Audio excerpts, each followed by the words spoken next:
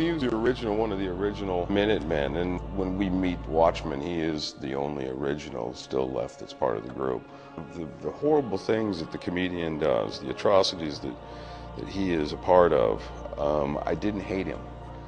You know, he's almost sympathetic in a way, and kind of trying to find that balance. There's a couple moments I get to play in this film that humanize him, and I'm very thankful for that, because otherwise he'd just be a complete sex-crazed monster. I mean, not only did he kind of work for his own pleasure and had fun doing what he did, but he also was tied to the government at a very early age.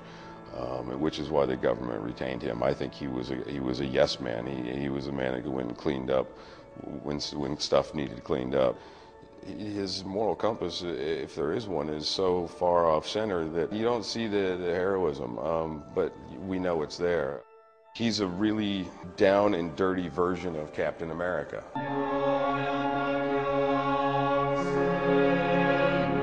Ozymandias I think comes from the Greek, and it was in a Percy Bysshe Shelley poem. As far as I know, it's about Ramesses II. He was into Alexander the Great and conquering of the planet, and sort of the older times of warfare, which I think appealed to his intellect. And he's a character that has a lot of duality to him. You know, there's the fact that he's slightly criminal as well as being upstanding citizen with his sort of business empire, and also harping back to his childhood, you have the fact that he had to hide his intelligence. It's very morally ambiguous anyway, so as all the characters are, and we like the idea of playing with that mythology of someone who has had that background and who is never quite what they seem. We were blessed to have such an amazing production designer, and the level of detail is like, you know, little tiny newspaper articles which you can't even read, and are in the back of the set. Certainly when I get to Karnak, like the scope, the size of my cheeky Arctic ice palace is inordinate.